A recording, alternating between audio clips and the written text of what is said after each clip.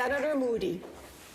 Thank you, Madam Speaker. Honourable Senators, this coming Sunday, March the 24th, marks World Tuberculosis Day.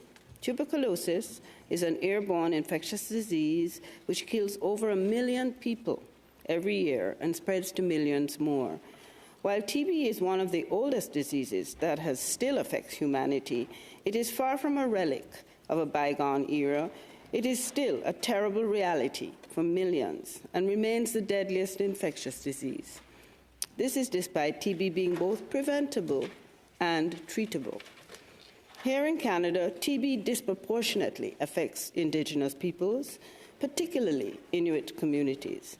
With ongoing outbreaks in multiple northern communities, the rate of TB amongst Inuit is 280 times that of non-Indigenous people born in Canada.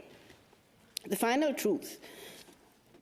report of the Truth and Reconciliation Commission found that thousands of children were exposed to and ultimately died from TB during their time in residential schools.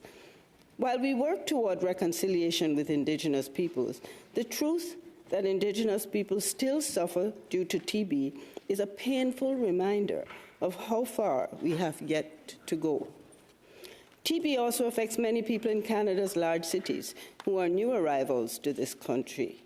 These newcomers, who may have become infected with TB in higher burden countries and fall ill once they get to Canada, face many barriers to receiving timely TB care.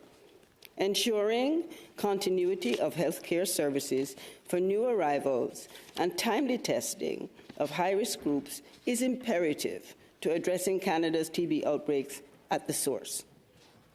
Addressing TB is a matter of upholding Canada's commitment to health equity and ensuring that everyone can enjoy their right to good health.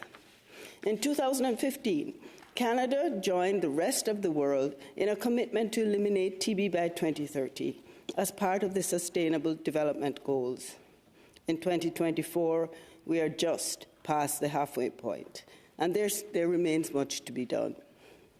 The COVID-19 pandemic stalled progress at home and around the world.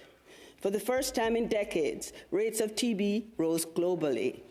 Here at home, rates remained stubbornly stuck, no longer decreasing for nearly 2 decades. But with new health innovations to prevent, diagnose, and cure TB, and sustained activism and political attention, I believe that we can end TB.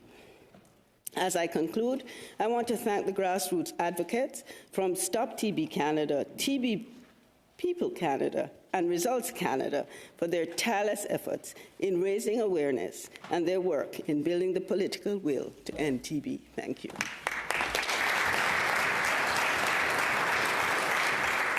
Senator